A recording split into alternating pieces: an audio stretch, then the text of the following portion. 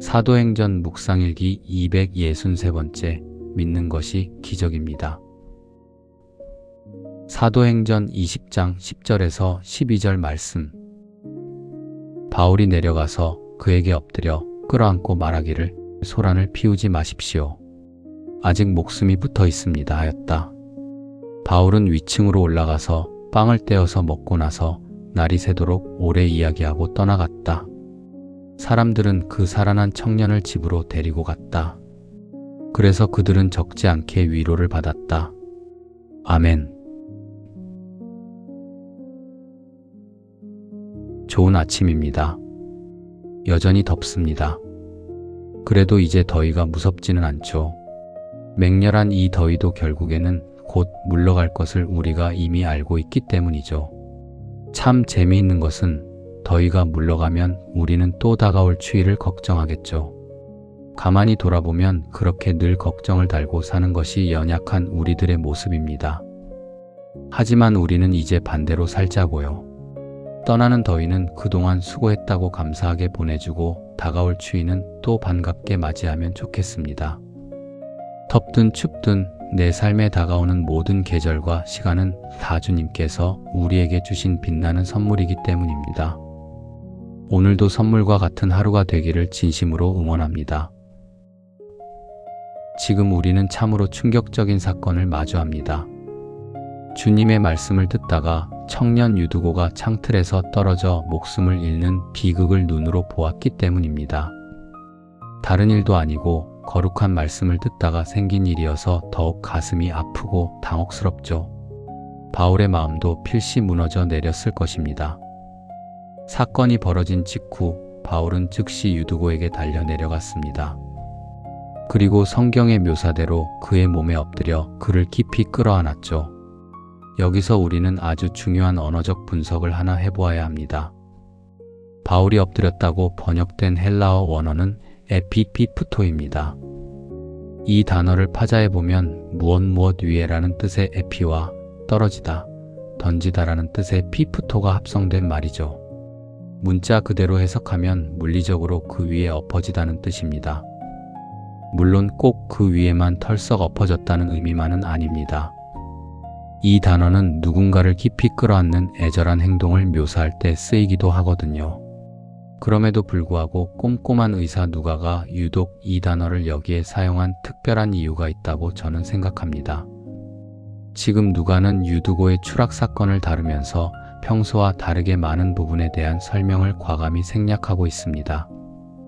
주로 구체성을 띠며 세밀하게 글을 쓰는 누가의 평소 스타일을 생각하면 이 이야기는 유독 설명이 너무 부족하죠.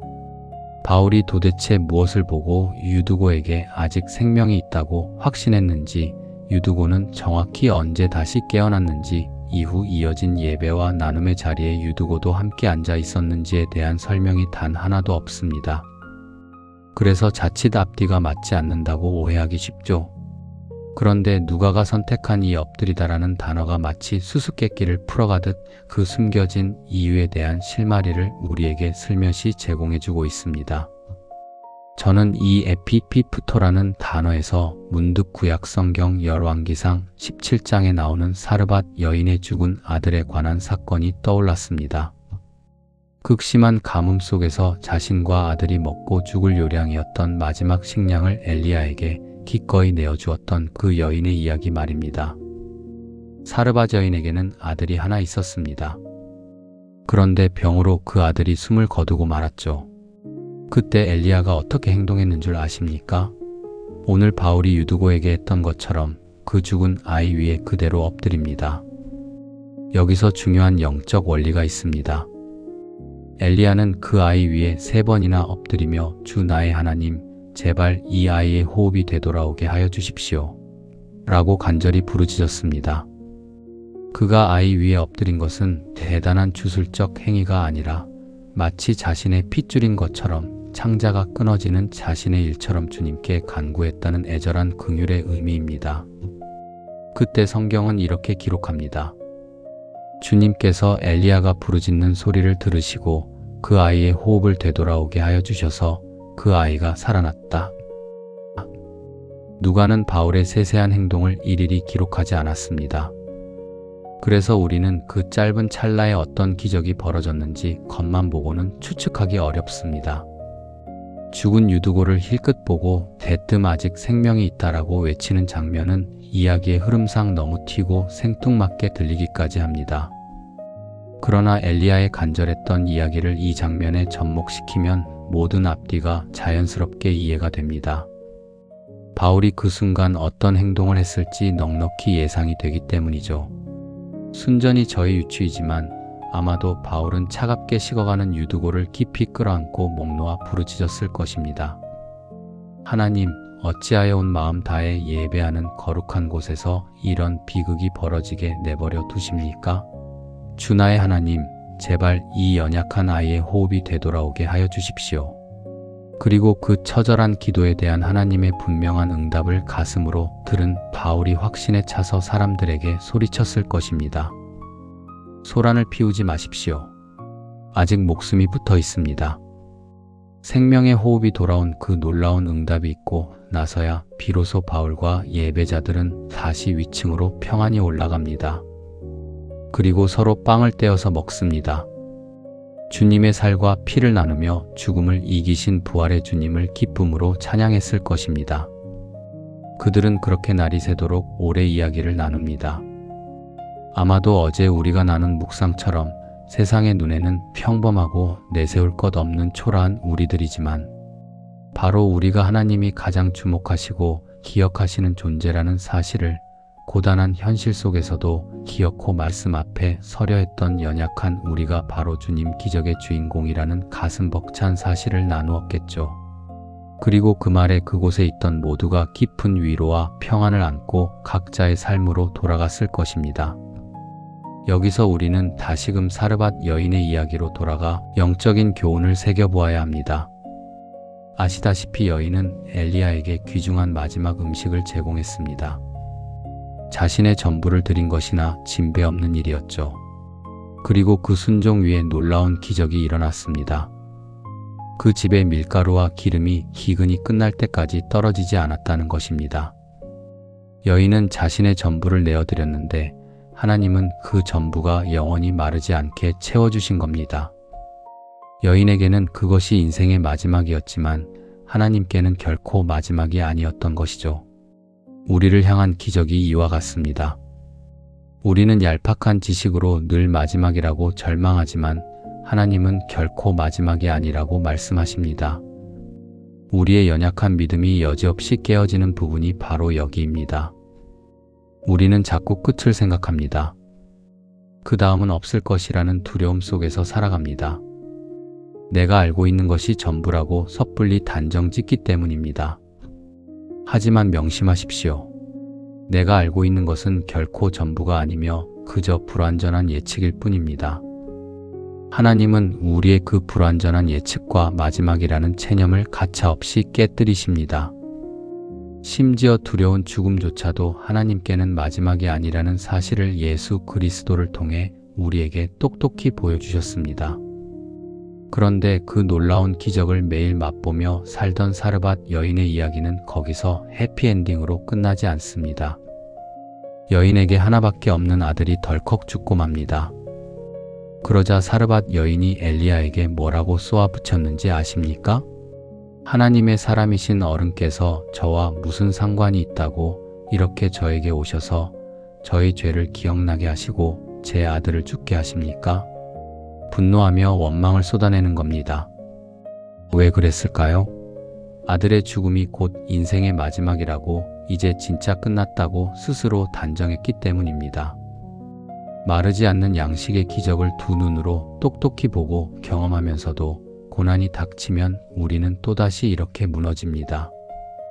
성경 전체를 통틀어 오병이어와 같은 놀라운 공급의 기적을 한 개인이 매일 일상에서 경험한 것은 사르밧 여인이 유일합니다.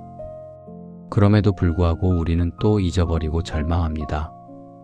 이것이 연약한 우리들의 뼈아픈 현실입니다. 간절한 기도 끝에 엘리야가 다락방에서 살아난 아들을 안고 내려와 사르밧 여인에게 돌려주며 말합니다. 보시오, 아들이 살아났습니다. 성경은 사르밧 여인의 다음 고백을 끝으로 이야기를 조용히 맺습니다. 이제야 저는 어른이 바로 하나님의 사람이시라는 것과 어른이 하시는 말씀은 참으로 주님의 말씀이라는 것을 알았습니다. 기적을 매일 눈으로 보고 떡으로 먹으면서도 그녀는 엘리야가 하나님의 사람인지 온전히 몰랐습니다. 마르지 않는 식량을 매일 보면서도 주님이 하시는 일인 줄 머리로만 알 뿐 가슴으로 믿지 못했습니다. 그렇습니다. 초자연적인 기적이 눈앞에 일어나도 인간은 온전히 믿지 못합니다. 천지가 개벽하는 은혜를 입어도 우리는 뒤돌아서면 이내 잊어버립니다. 진짜 기적은 신비한 현상이 일어나는 것이 아닙니다. 눈에 보이지 않아도 온전히 믿는 것, 그것이 진짜 기적입니다.